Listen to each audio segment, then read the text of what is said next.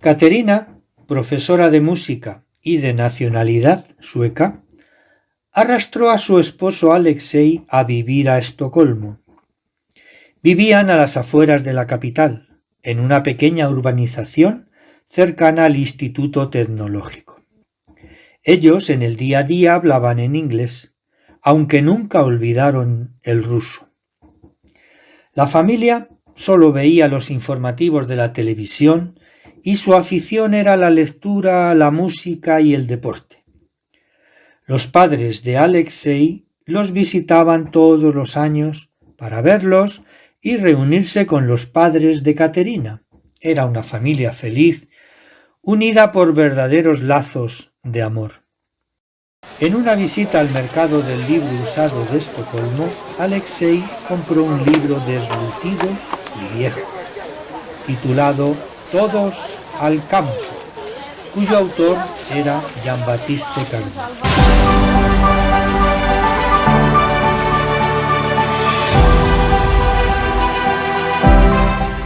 Aquella misma noche comenzó la lectura del libro, quedándose impresionado por lo que en él se decía. Hablando con Caterina, le invitó a que lo leyera, y esto motivó que en las siguientes semanas mantuvieran diferentes debates sobre el contenido del libro. En la Navidad de aquel año 2005 se reunieron en Estocolmo toda la familia.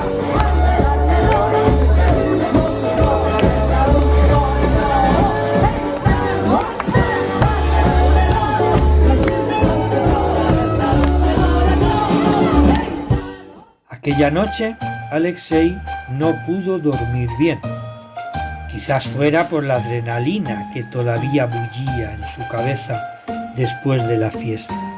Y eso que tanto Caterina como Alexei no bebían alcohol. Con esa sazón, Alexei se fue a acostar. Y en el estado de vigilia retrocedió sin enterarse al año 1989, cuando tenía 16 años y se encontraba en el patio del colegio. De repente, 3 seres gigantes, con cabezas pequeñas y con traje de vuelo, emergieron de una máquina voladora que se había posado en el suelo. Era algo nuevo y bonito. Ninguno de los jóvenes que se encontraban en el patio se asustaron al verlo. Alexei, que se encontraba en primera línea, pudo verlo todo con detalle. De repente, uno de los seres lanzó un rayo de color verde sobre él.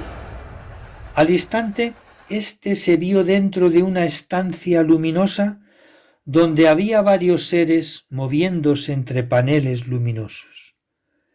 Estos activaban pantallas donde aparecían imágenes y parámetros geométricos que no alcanzaba a entender. También había pequeños seres que se movían automáticamente. Unos eran altos y rubios y otros parecían ser de raza india, pues sus rostros eran de color aceitunado. Un ser alto, con cabello negro y de tez aceitunada, le habló sin mover los labios. Alexei escuchaba su voz en la cabeza. Bienvenido, hermano. No hace muchos años, tú estabas aquí con nosotros. Ahora estás en misión sobre el planeta Tierra. Eres nuestro mensajero. Otros hermanos te están esperando. Nosotros programamos a tu abuelo para que te entregara algo muy valioso que deberás entregar en su momento a otros hermanos que, al igual que tú, están en servicio sobre el planeta. Alexei se vio tendido sobre una camilla. Unos seres bajitos le introdujeron unas varillas en distintas partes de su cuerpo. Según le dijeron, esto era necesario, puesto que dentro de él había sido introducida una especie de transmisor que sería activado dentro de unos años. Una gran catástrofe asolará vuestro planeta.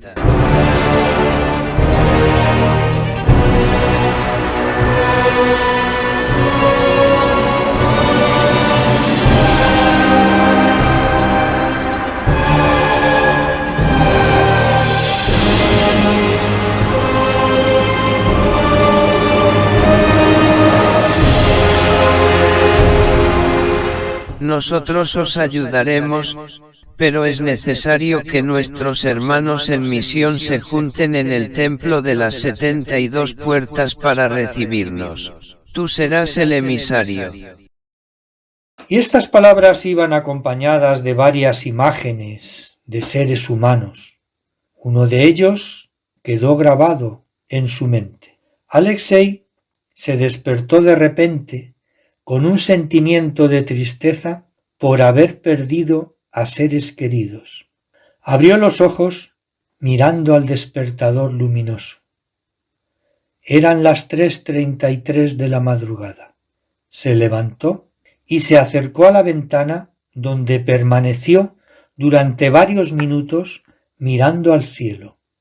A su mente le vino la imagen del humano que había visto en el sueño, pero a pesar de serle familiar, no era capaz de ubicarlo. Caterina estaba incorporada sobre los almohadones de la cama, leyendo el libro de Jean-Baptiste Cardus.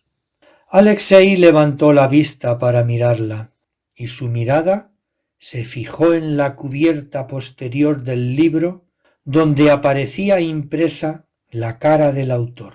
Alexei se acercó a su esposa y le arrancó el libro de las manos, diciéndole: Es este. ¿Pero qué te pasa, cariño?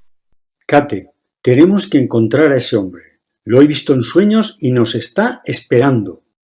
Pero si no nos conoce. Hazme caso, es muy importante. Alexei le contó a su esposa cuanto había soñado. Finalmente encontraron la dirección de Internet de una asociación relacionada con el autor. Ese mismo día enviaron un email con una narración extensa de los hechos que había vivido, e incluso enviaron un extraño dibujo que había aparecido en la parte inferior de la nave en el año 1989. Era la primera hora de la mañana cuando Jean vio el email que le había impreso Anne.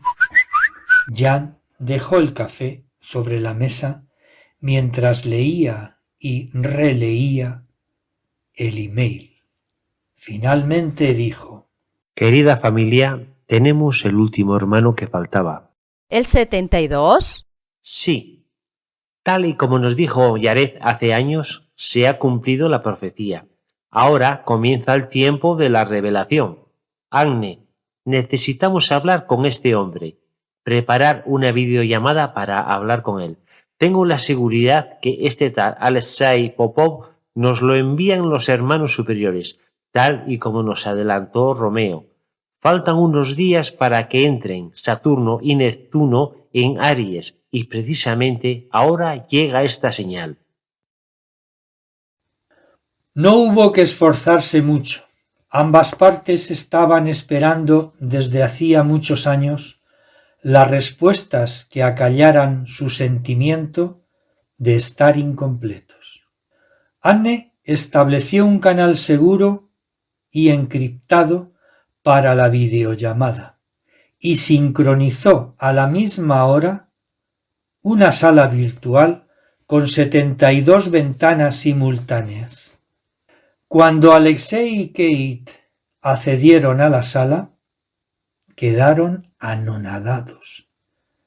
Ellos esperaban hablar con Jean-Baptiste, pero la sala estaba llena de gente de varias edades, razas y fisionomías.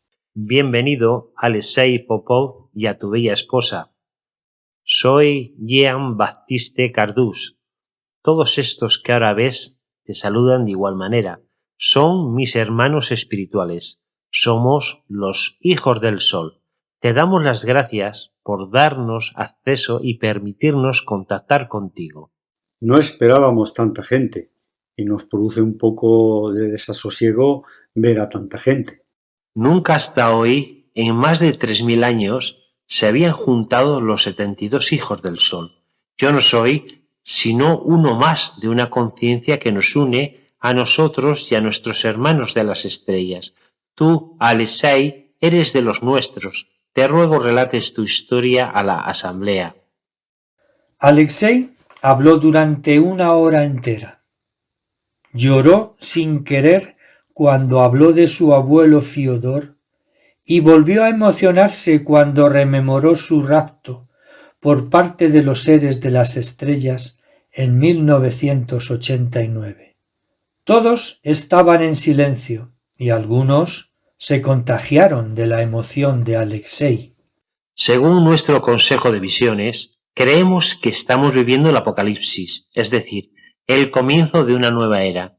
Tu llegada nos fue anunciada. Creemos asimismo que se avecinan graves catástrofes en el planeta, pero todavía no tenemos todas las respuestas. Quiero mostraros lo que mi abuelo encontró en el castillo del Grial. Quizás esa es la respuesta que necesitáis. Esta es la placa. Alexei mostró a la cámara la placa. Todos pudieron ver durante unos segundos los símbolos y figuras que contenía.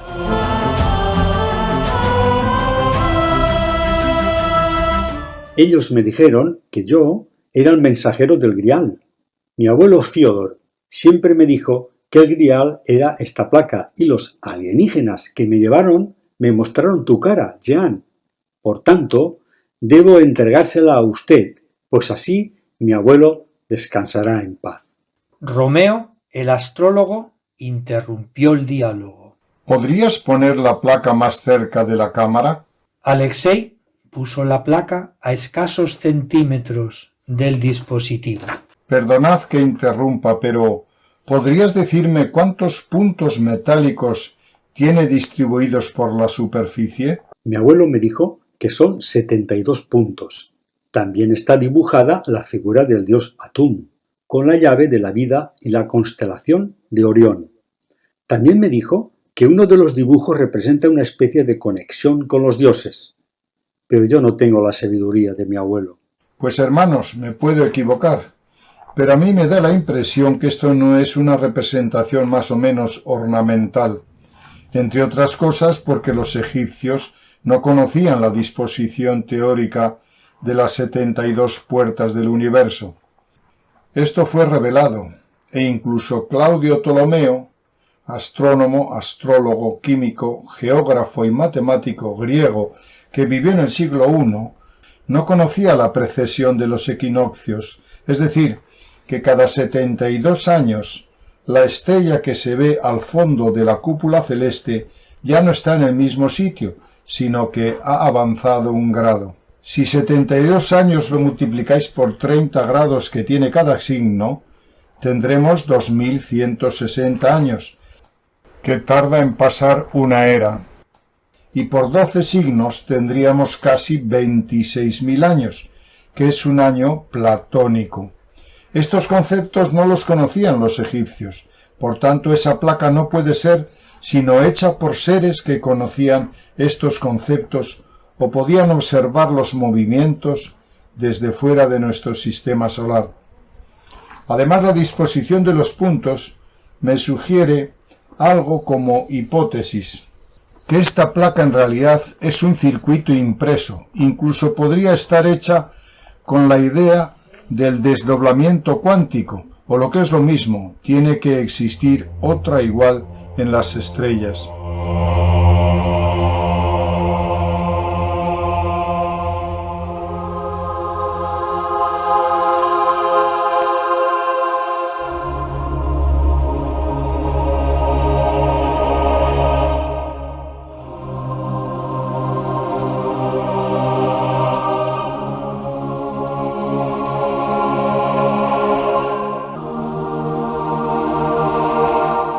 Ya sé que estáis asombrados, pero a mí me gusta soñar y no tiene sentido que este objeto tenga probablemente más de 3000 años y aparezca ahora entre nosotros.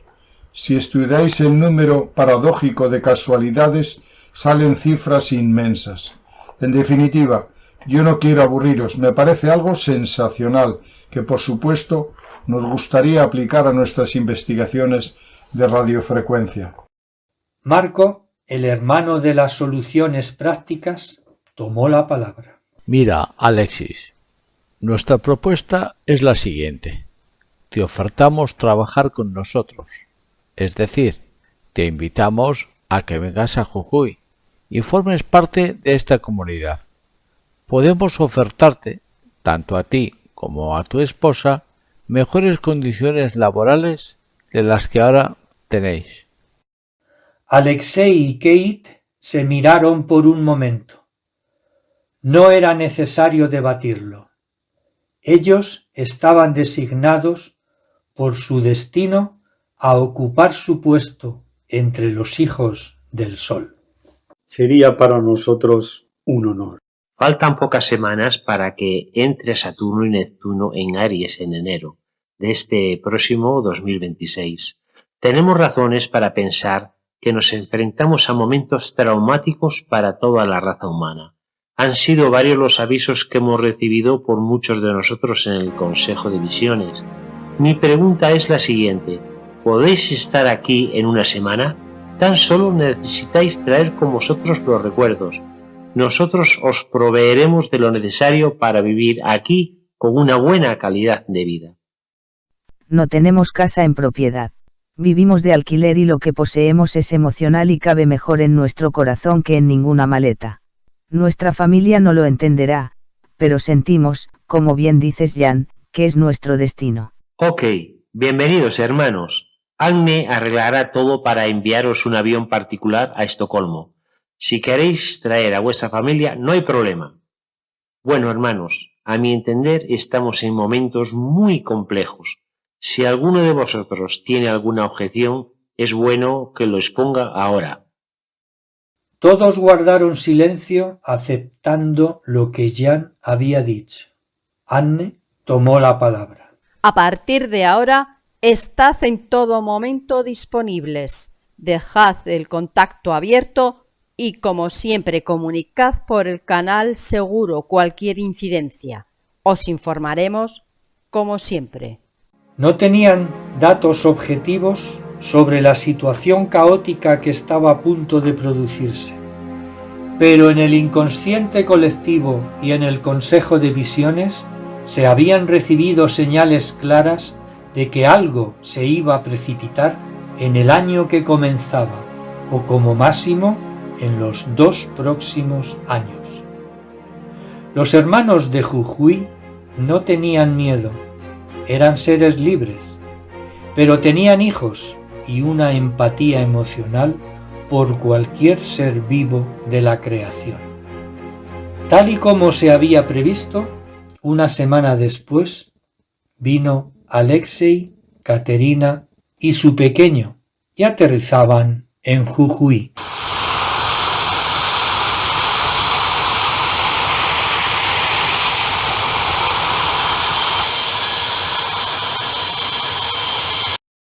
Después de casi 4000 años, una extraña placa dorada iba a ser depositada en las manos de sus legítimos dueños, los hijos del sol. La nueva familia se adaptó rápidamente a la vida cotidiana de la comunidad, pues no existía choque cultural ni de ningún otro tipo entre ellos. Era como si se conociesen de toda la vida. Vivir en Jujuy era como estar en el paraíso. Disponían de todo lo que necesitaban. Eran autosuficientes y sobre todo absolutamente solidarios. Tenían claro que si uno solo de la comunidad estaba mal, repercutía en la calidad de vida del conjunto.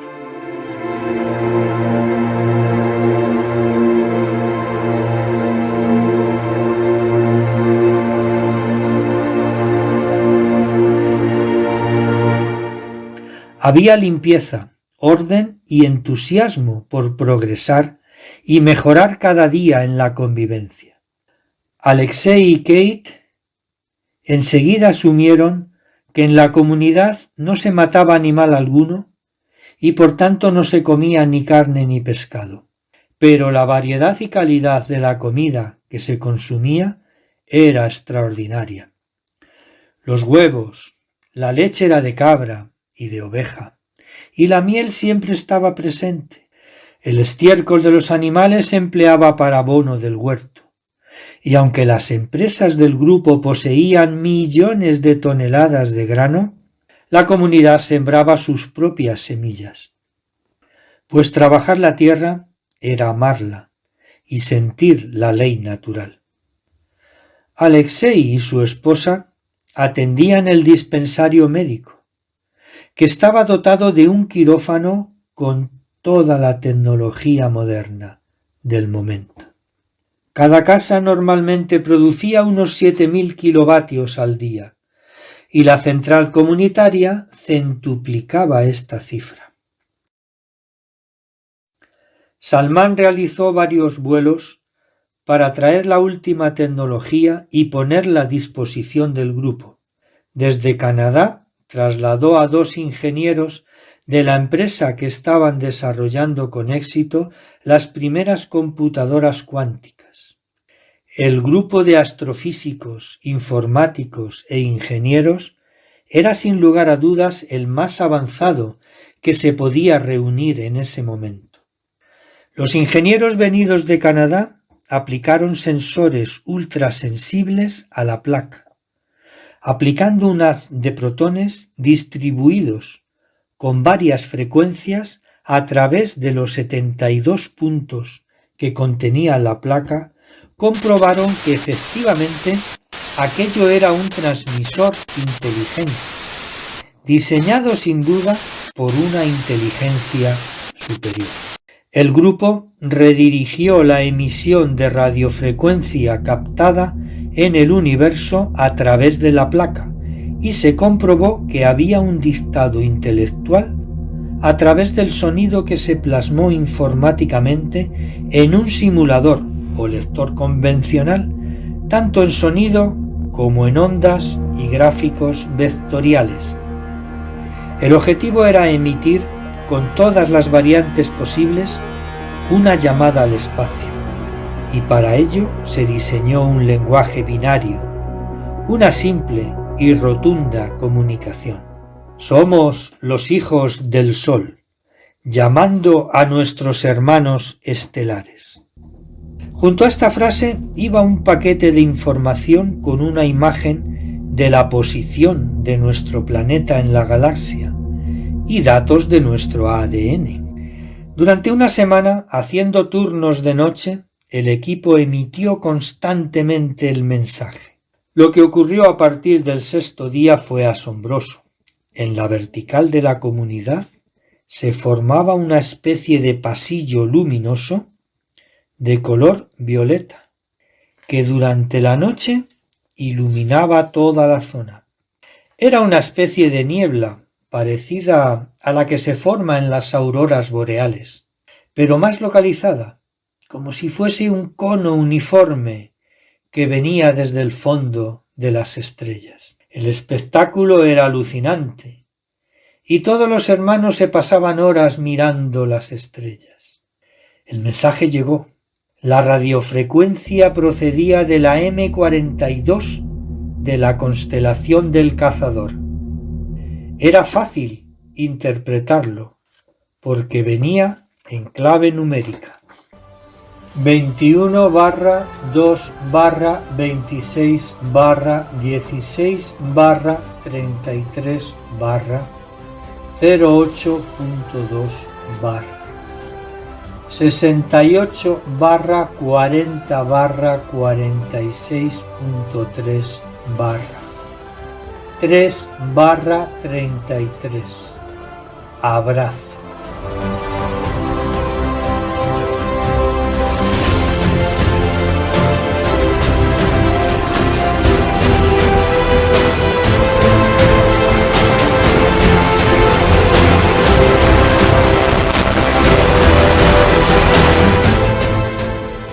Se trataba de la fecha del próximo mes de febrero del año 2026. Las siguientes claves numéricas eran sin duda coordenadas, y las finales, las 3:33, era la hora del encuentro. Rastrearon en el mapa y solo podía ser un lugar especialmente sugeriente: el Templo del Sol de Tiahuanaco. La frase abrazo sin duda era el encuentro.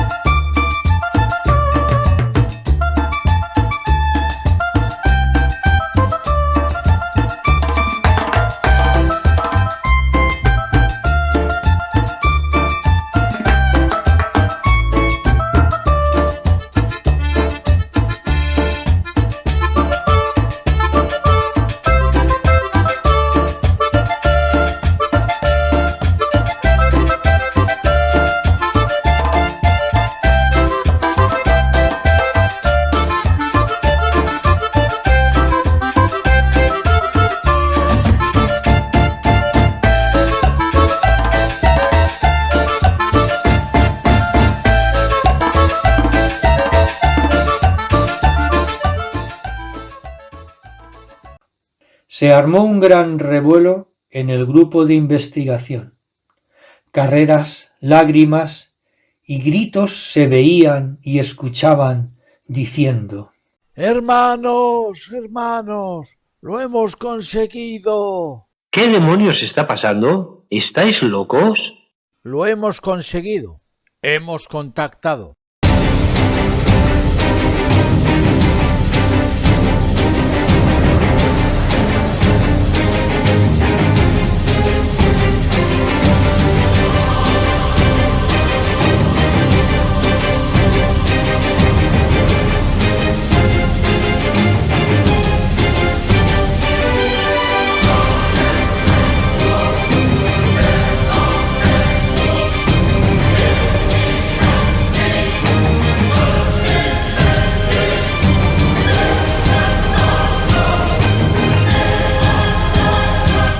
Agne, tienes que poner en marcha con absoluta discreción un encuentro para esa fecha en Tiahuanaco. Hay que mover a 72 personas y seguramente a sus más allegados. Mira, Joan, eres un ingenuo. En primer lugar, mover a toda esa gente sin levantar sospechas resultaría muy complicado. En segundo lugar, no podemos decir al grupo la fecha, el lugar ni la hora del encuentro. Resulta imposible, conociendo la naturaleza humana, que no se filtre información hacia afuera. Y en tercer lugar, tendrá que ser un grupo reducido el que acuda, ya que existen varios grupos de inteligencia que tienen fijada su mirada en nosotros. Y si estos se enteran, sería nefasto para todos nosotros. Faltaba un mes y medio para el encuentro con los dioses, y para la comunidad era la culminación de la vida de los hijos del sol. La comunidad estaba absolutamente alterada por ello. No podía dormir nadie. Todos dibujaban en su imaginación el encuentro.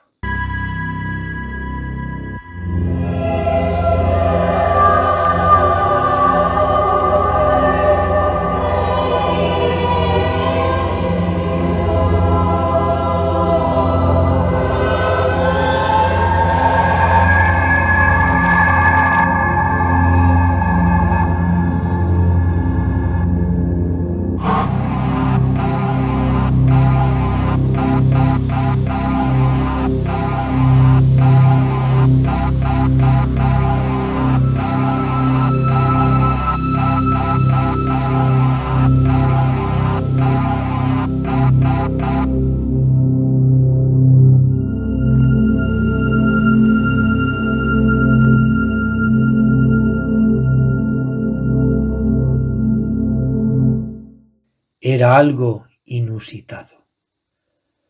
Josep el experto en temas extraterrestres, no sabía de ningún antecedente de esa magnitud y eso le hizo sospechar que aquello no era lógico.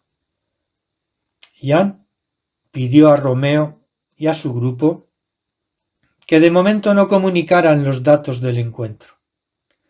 El domingo se establecería una asamblea donde se anunciaría a todo el grupo el acontecimiento. Hermanos, hemos recibido una respuesta por parte del espacio. Creemos que son nuestros hermanos estelares, pero no podemos revelar los datos de un posible encuentro por seguridad. Permitidme que os hable con franqueza. Joan, al que todos respetamos y amamos, me ha pedido que organice dicho encuentro, movilizando a todo el grupo para viajar al lugar de encuentro. Como sabéis, estamos en el punto de mira de varios grupos de los servicios secretos y de inteligencia. Mover a tanta gente sin levantar sospechas es imposible. Lo he estado estudiando hasta la saciedad y resulta imposible. Todos conocéis la generosidad y la franqueza de Joan, pero os suplico, por favor, si le amáis, que renunciéis a ese encuentro, pues sería peligrosísimo. Le he dicho que tendría que ser un grupo pequeño. Por tanto, y vuelvo a insistir, por favor, ayudarme a disuadir a Joan de esta locura. Creo que Anne tiene razón. A todos nos gustaría acudir a la cita, pero es imposible. Mi propuesta es delegar un grupo con Joan a la cabeza y evitar riesgos. Marco tiene razón. Propongo que no sean más de una docena, pero podemos estar todos, pues podemos grabar el encuentro y enviarlo por vía satélite casi en tiempo real. Basta con poner algunas cámaras entre las personas que acudan para verlo. Pero debo insistir en la seguridad. Debe ser secreto. Por lo tanto, os facilitaré la clave oportuna de acceso a nuestro canal una hora antes de que se produzca el encuentro. Eran gente especial y lo entendían perfectamente. Finalmente se designaron 7 hermanos para el encuentro. Fue uno por cada continente. Jan y Anne resultaban imprescindibles. Jan por ser el imperator y Anne por la seguridad y ser la mejor para dirigir con eficacia la operación. Anne programó el encuentro con una inteligencia perfecta. Cada uno de los hermanos salía de un lugar distinto y diferenciado. Programó la salida escalonadamente, para que el día señalado se encontraran en el lugar indicado como cualquier turista más. Solo Jan y Anne irían juntos, pues los servicios de inteligencia sabían perfectamente que Anne estaba contratada por Jan para su seguridad. 24 horas antes del día señalado, se puso al grupo en preaviso. Todos estaban ansiosos. Algunos hermanos habían abandonado sus países y domicilios para verlo en grupo. En Jujuy se cerraron todos a cal y canto con Sami y esperaron el momento.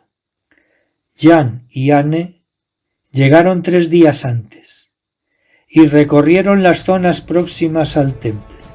Después fueron llegando los otros hermanos. Todos tenían reserva en el Hotel Acapana.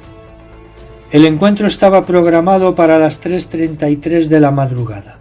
La luna estaba a punto de entrar en la fase nueva y la oscuridad les ayudaría.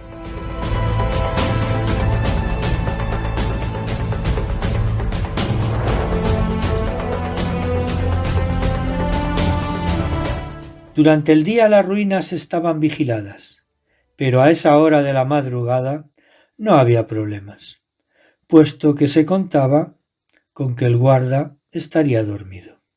No obstante, Anne iba preparada y llevaba en su mochila de viaje cloroformo, por si fuese necesario dormir al vigilante. Salieron juntos del hotel y dieron un rodeo aprovechando la oscuridad de la noche.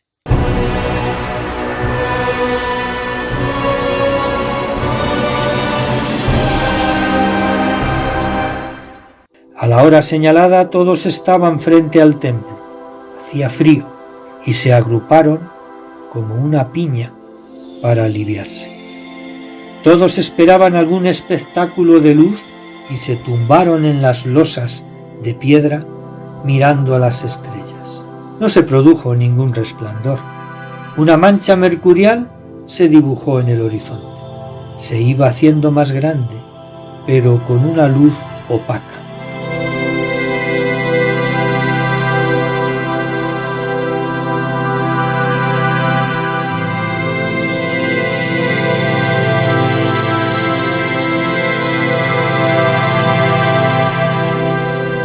Finalmente, ésta se puso sobre el mismo templo, dando paso a una nave circular en forma de plato.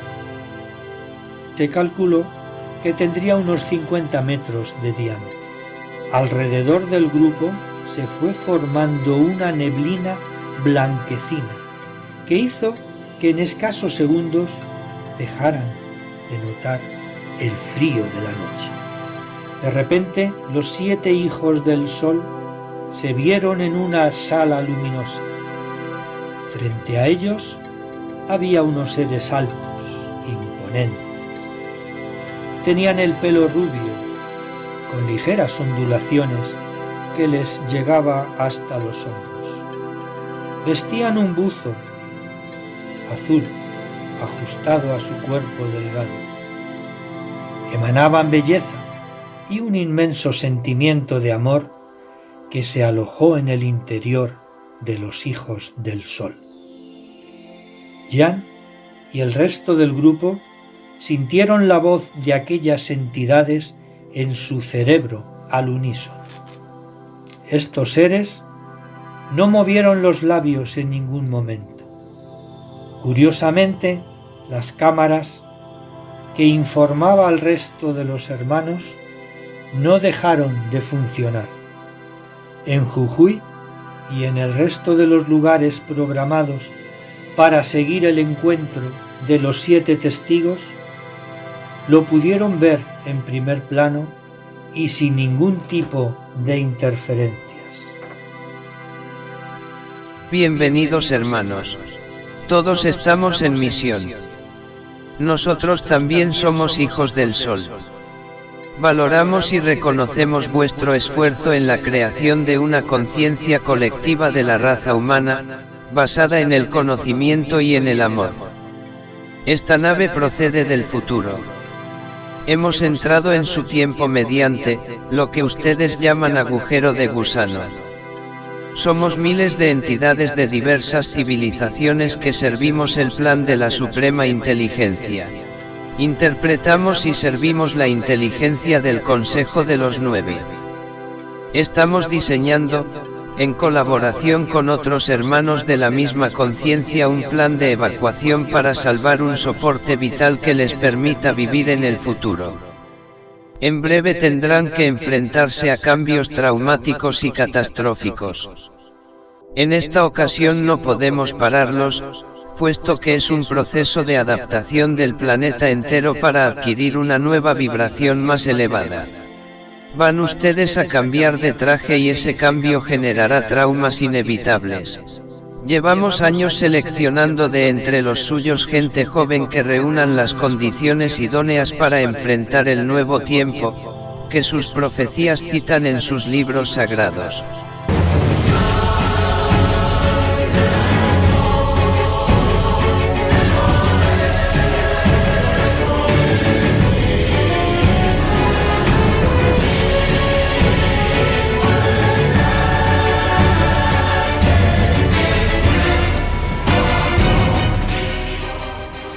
La voz calló un momento y Jan reaccionó con un pensamiento rápido. Captamos tu pensamiento, hermano. Hace mucho tiempo que sabemos que tú y los tuyos tienen la vocación de acompañar a los seres humanos hasta el final y no desean ser rescatados. Habrá muchas zonas del planeta que no se verán afectadas tanto como lo será Europa y la civilización occidental.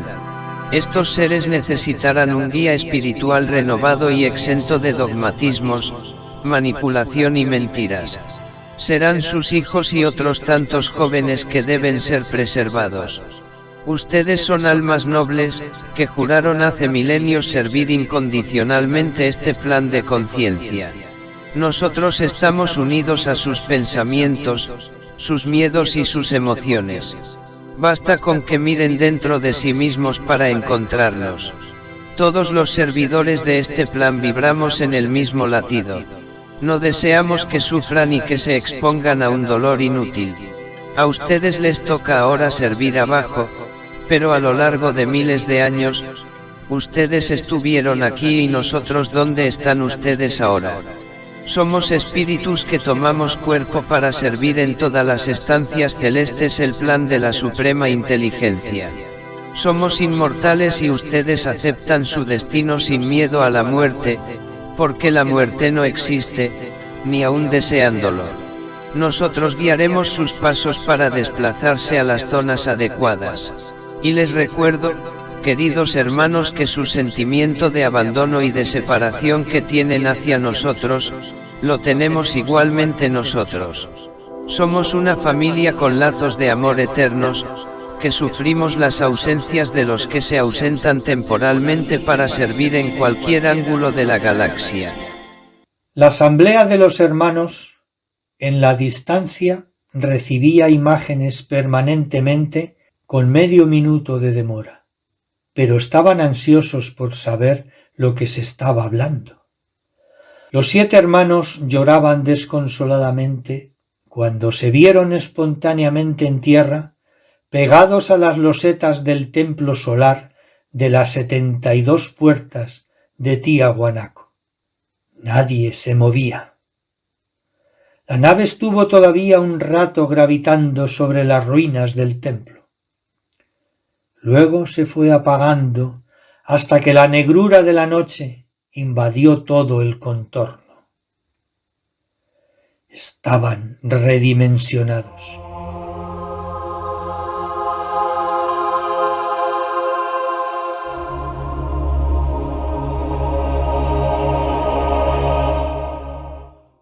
Tener un encuentro de esa naturaleza era un privilegio que muy pocos seres habían tenido en el mundo desde el principio de la historia. El viaje de vuelta fue rápido. Un avión les esperaba en el aeropuerto de La Paz, Bolivia. Todos regresaron a Jujuy. Anne se había puesto en contacto con la comunidad a fin de programar una asamblea donde se daría a conocer lo que se había vivido. Todos fueron acogidos con abrazos y lágrimas. Joan, me ha ocurrido algo extraordinario. Sabes que yo no soy de vivir fenómenos extraños, pero la misma noche del encuentro vi en nuestra habitación una figura luminosa que emanaba amor. Me quedé de piedra. Yo pensaba que todavía estábamos viviendo la magia de vuestro encuentro, pero aquel ser fue corporizándose hasta que pude distinguirle perfectamente. Era Jared, nuestro padre espiritual. No pude evitar derramar lágrimas de añoranza. Era él. Estaba radiante y parecía más joven. Y en voz alta le dije: «Gracias, Padre, por bendecir nuestro amor». Pues para mí, querido Joan, lo más importante es haberte encontrado, haberte amado y haber gozado de tu inmensa bondad. La asamblea se abrió como cada domingo, a pesar de estar cada uno en una punta distante del mundo. Todos sentían que estaban próximos. Un aplauso generalizado resonó en la sala.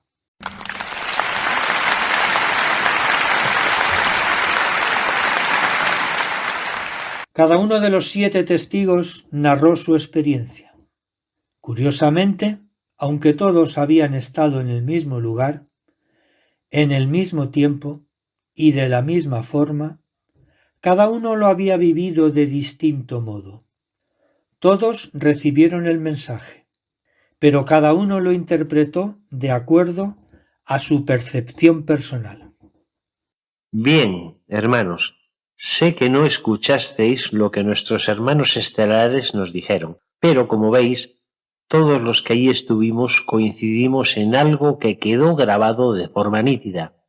Al parecer, en breve vamos a pasar por un verdadero apocalipsis. Nosotros no seremos rescatados, somos servidores de la humanidad. Hemos ganado la libertad que da el ser conscientes de nuestra inmortalidad. Al escuchar las palabras de ellos y percibir que las zonas menos afectadas por la catástrofe se ubican en los países más próximos al Ecuador, yo os rogaría que os trasladéis lo más rápidamente posible a países o zonas próximas a dicha línea. Afortunadamente disponemos de los medios económicos y logísticos para trasladaros. Si alguno no desea moverse de donde está, saber que igualmente contará con nuestro amor y nuestra ayuda. Sabemos que todo se dará en fechas muy próximas, pero os pido que guardéis discreción absoluta para evitar que gente ajena entre en pánico. Lo que quiero deciros ahora os puede sonar extraño, pero a lo largo de todo este tiempo he aprendido que todos somos uno, que un simple gesto del más lejano tiene que ver con un hecho enorme de otro distante.